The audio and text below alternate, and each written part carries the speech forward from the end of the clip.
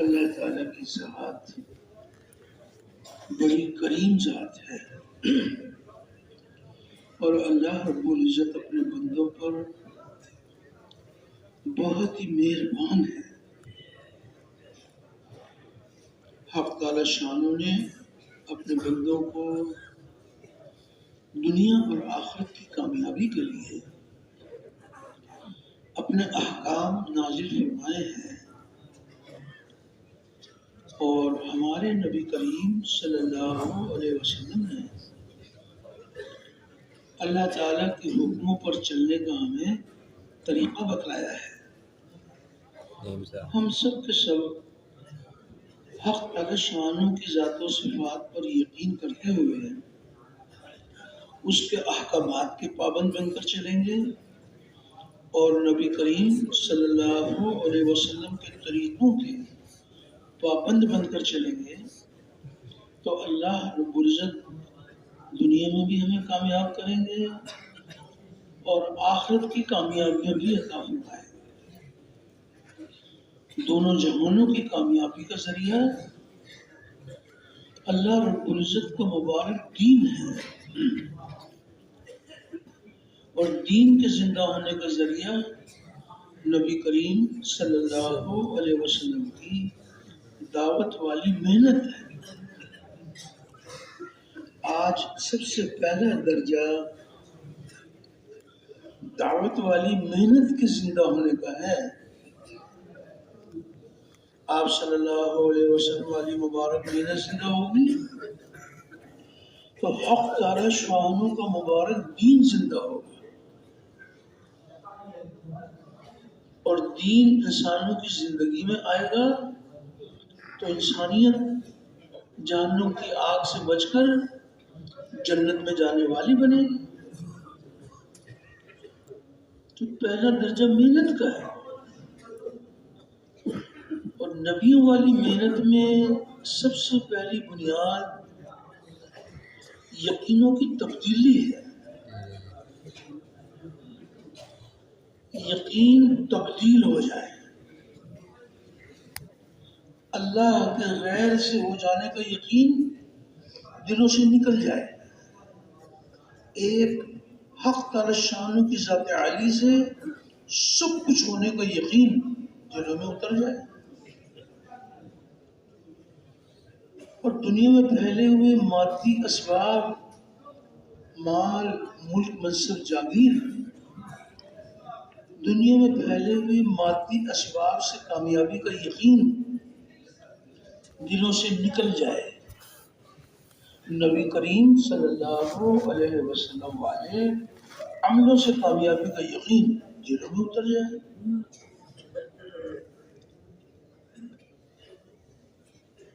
تو سب سے پہلی بنیاد یقین کا بدل جانا ہے۔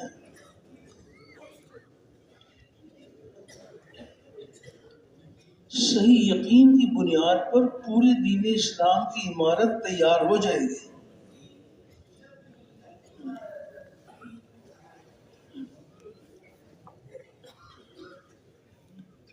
غلط یقین کی بنیاد پر اعمال بھی غلط ہو جائیں گے۔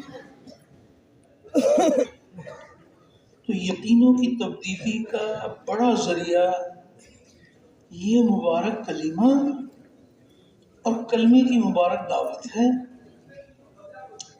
کلمے کی دعوت کو لے کے پھرنا، اوروں کو پھرنے کے لیے تیار کرنا، ایک ایک کے دروازے پر جا کر اللہ تعالیٰ کی بڑائی کے بول بولنا۔ اللہ تعالیٰ ہی ہمارا مالک ہے، اللہ کے سوا کوئی ہمارا مالک نہیں ہے،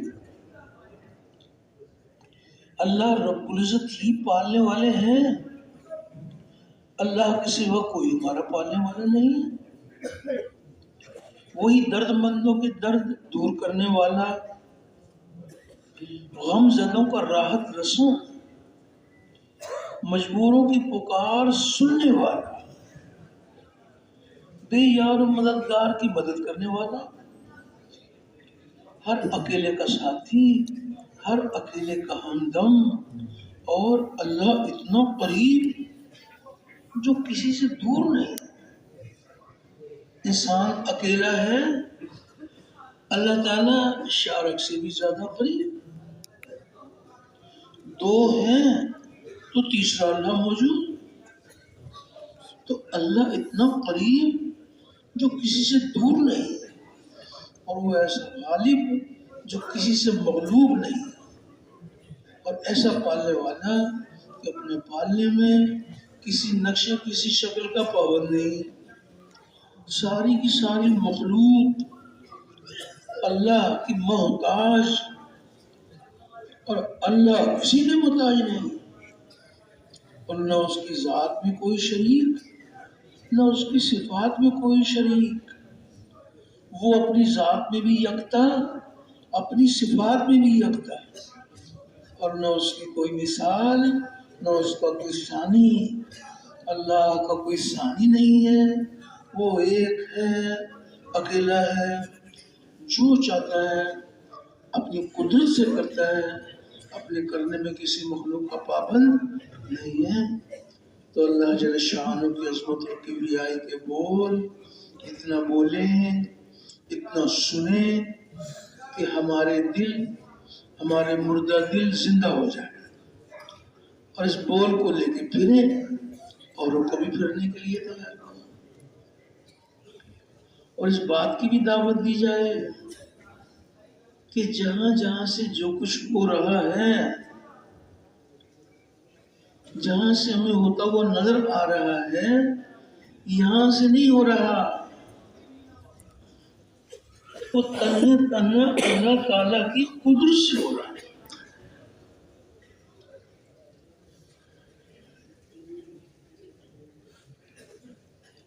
آنکھ دیکھی پر چلنے کا نام ایمان نہیں ہے. ایمان بالغیب، اللہ تعالیٰ اور اس کے رسول صلی اللہ علیہ وسلم نے جو غیب کی خبریں سنائی اس پر یقین ہے.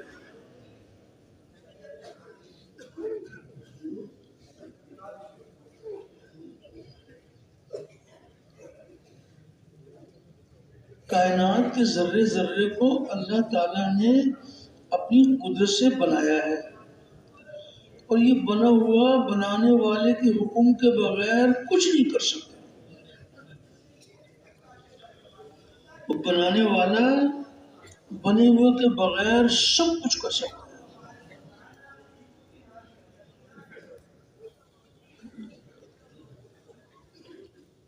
مخلوق کو بنانے کے بعد اللہ نے آزاد نہیں چھوڑا ہوا. کائنات کے ذرے ذرے پر اللہ تعالیٰ کا قبضہ ہے، اور اس کا حکم، اس کا ارادہ کام کر رہا ہے. تو جہاں جہاں سے ہوتا ہوا ہمیں دکھایا جا رہا ہے، یہاں سے نہ ہونے کا یقین، اور جہاں سے ہوتا ہوا ہمیں سنایا جا رہا ہے، وہاں سے ہونے کا یقین. غیب کی خبر تو سنا رہی ہے کہ کوئی مخلوق اللہ کے چاہے بغیر کچھ نہیں کر سکتا. اللہ تعالیٰ ساری مخلوق کے بغیر سب کچھ کر سکتا.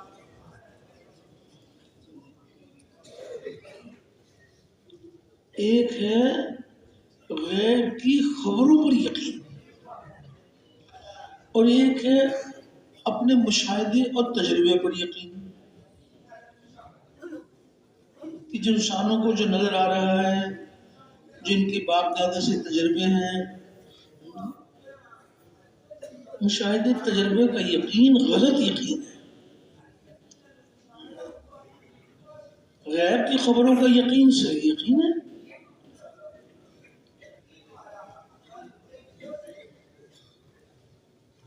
غیب کی خبر کچھ اور بتائے گی، انسانوں کی نظر کچھ اور بتائے گی. غیب کی خبر بتائے گی کہ اس راستے پر چلو گے تو ناکام ہو جاؤ گے، یہ غیب کی خبر بتائے گی. اور انسانوں کی نظر یہ بتائے گی کہ اس راستے پہ چلیں گے تو ہم کامیاب ہو جائیں گے، انسانوں کی نظر یہ بتائے گی. تو کس پر ایمان لائیں گے؟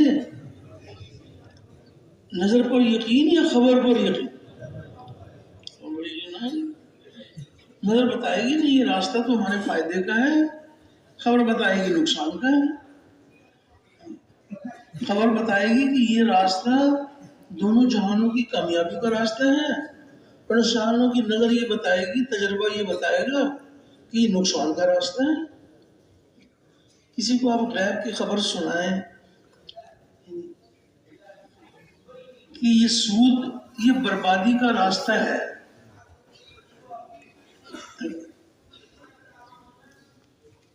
اگر سود کے راستے پہ چلو گے تو ناکام ہو جاؤ گے، اللہ تعالیٰ کے ساتھ جنگ ہے، یہ راستہ تمہارے نقصان کا راستہ ہے۔ یہ خبر بتا رہی ہے، اور نظر بتا رہی ہے کہ یہ ہمارے فائدے کا راستہ ہے۔ نہ ہم تجارت کریں، نہ کھیتی باڑی کریں، گھر بیٹھے ہمیں منافع مل رہے ہیں، اور یہ کہتے ہیں کہ یہ راستہ تمہارے نقصان کا راستہ ہے۔ نظر بتا رہی ہے فائدے کا راستہ ہے، اور غیب کی خبر بتا رہی ہے نقصان کا راستہ ہے۔ تو نظر پر یقین لائیں گے یا خبر پر یقین لائیں گے؟ خبر پر یقین لائیں گے تو نظر کا انکار کرنا پڑے گا۔ جب تک نظر کا انکار نہیں کریں گے تو غیب کی خبر کا یقین کیسے اترے گا؟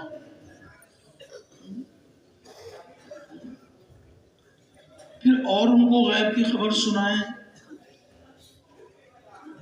کہ دیکھیے بھائی، زکوٰۃ ادا کرو گے، پھلو گے پھولو گے، دنیا میں اللہ پاک یہ انعام دیں گے، آخرت میں یہ انعام دیں گے۔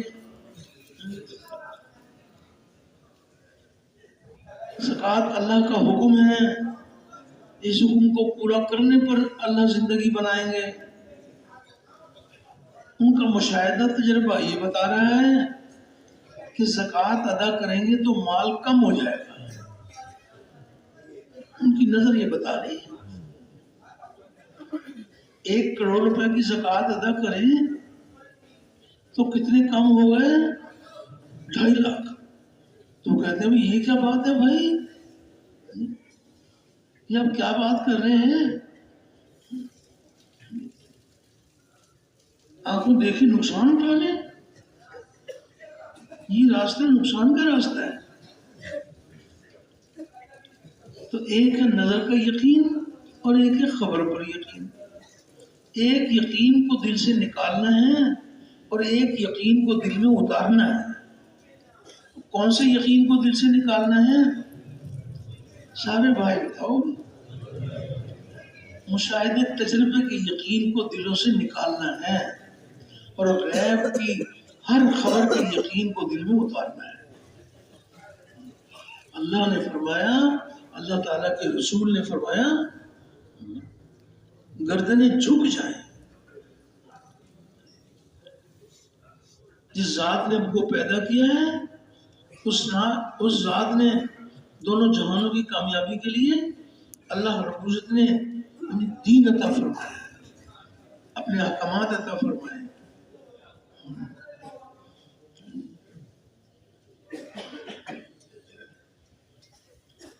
غیب کی خبر بتا رہی ہے کہ جہاں جہاں سے جو کچھ ہو رہا ہے وہ تنہا تنہا اللہ تعالیٰ کے حکم سے، اس کے ارادے سے، اس کے چاہنے سے ہو رہا ہے۔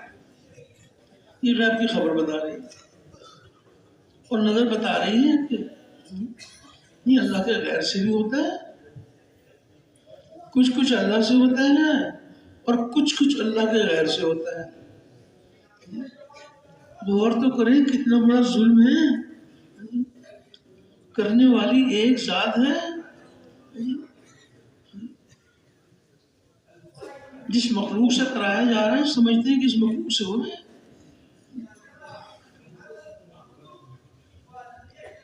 عام طور پر کسی سے آپ پوچھئے کہ بھائی یہ بتائیے کہ پیاس کس چیز سے بجھتی ہے، تو کیا جواب دیں گے؟ پیاس کس چیز سے بجھتی ہے؟ پانی سے بجھتی ہے۔ اب آپ غور تو کریں کہ پیاس بجھائیں اللہ اور نام پانی کا. غیب کی خبر پر یقین لاتے تو غیب کی خبر بتا رہی ہے کہ پانی پیاس بجھانے میں اللہ تعالیٰ کے حکم کا پابند ہے. تو اللہ جل شان پیاس بجھانے میں پانی کے پابند نہیں ہے. وہ چاہیں تو پانی کے بغیر پیاس بجھا دیں، لیکن پانی ان کے حکم کے بغیر پیاس نہیں بجھا سکتا. تو جو بیچارہ پانی یعنی اللہ کے حکم کے بغیر پیاس نہیں بجھا سکتا، تو پیاس کے بجھانے میں پانی کا کمال ہے یا اللہ کا کمال ہے؟ اور نظر کیا آتا ہے؟ نظر آتا ہے پانی کا کمال ہے.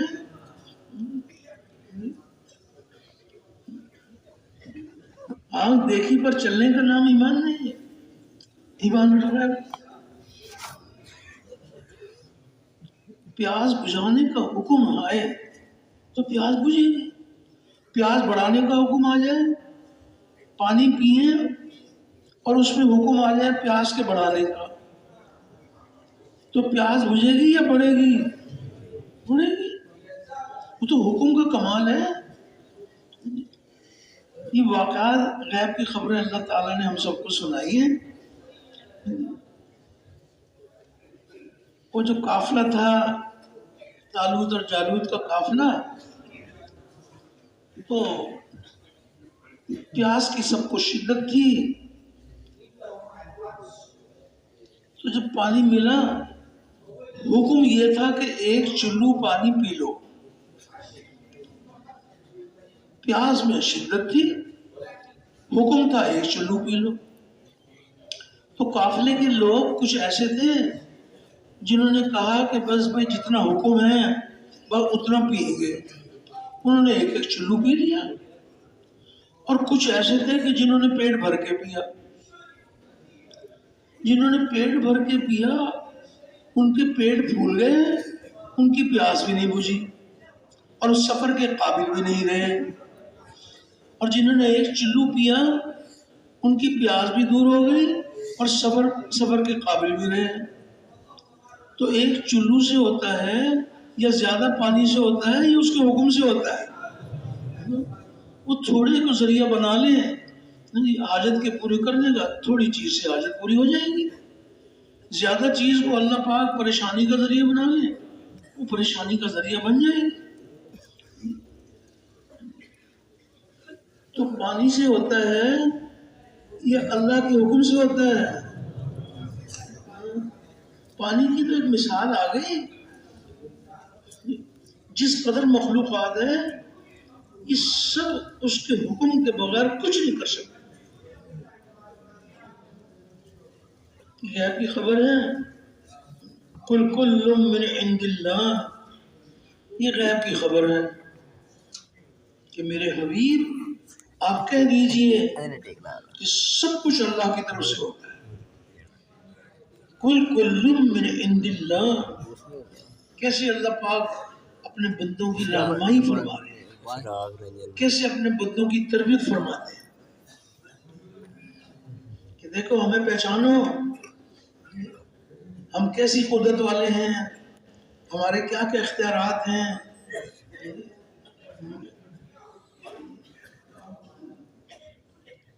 تم اپنے اختیار کو پہچانتے ہو کہ تمہارا اختیار مجازی ہے اور تمہارے اختیار سے کچھ نہیں ہوتا،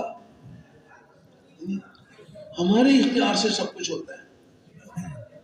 انسان کو جو اللہ نے کچھ اختیار دیا ہے تو اس کے اختیار پر اللہ کا اختیار ہے. انسان کے اختیار پر کس کا اختیار ہے؟ اللہ کا اختیار ہے. اور وجود جو بنے گا یہ انسان کے اختیار سے نہیں بنے گا، وہ اللہ تعالیٰ کے اختیار سے بنے گا.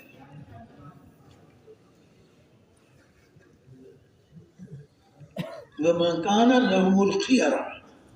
کہ میرے حبیب آپ ان سے کہہ دیجئے کہ کسی کا کوئی اختیار نہیں ہے اللہ کے سوا.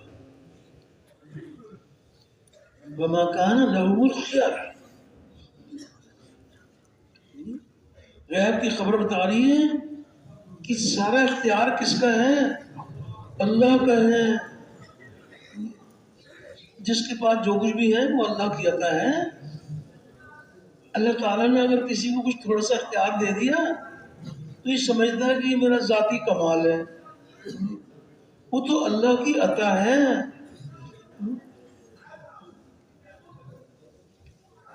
وہ کسی کو کچھ اختیار دے دیتے ہیں اور جب چاہتے ہیں اس سے اختیار چھین لیتے ہیں.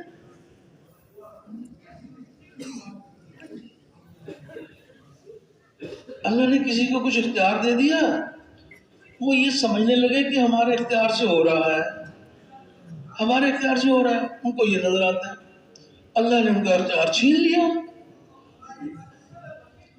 چاہتے ہیں تو جیتے جی اختیار چھین لیتے ہیں. تو موت آ گئی تو پھر کہیں کا اختیار ہے.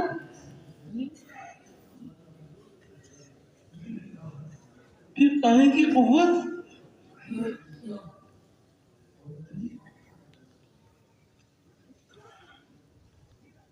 ساری طاقت کا سر چشمہ اللہ کی ذات ہے. جس کے پاس اگر کوئی طاقت ہے تو اس کی اپنی نہیں ہے.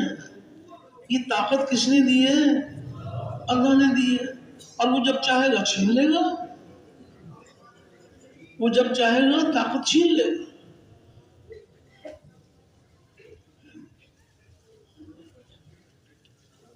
غیب کی خبر اللہ پاک سنا رہے ہیں اپنے بندوں کو. ان القوت للہ جمیعا. بس حق تعالی شانہ فرما رہے ہیں کہ ساری طاقت کا سر چشمہ اللہ کی ذات ہے. یہ طاقت اللہ نے کسی سے لی نہیں ہے. اور اگر کسی کے پاس کچھ طاقت ہے یہ کس نے لی ہے؟ یہ کس سے لی ہے؟ اللہ سے لی ہے. وہ چاہے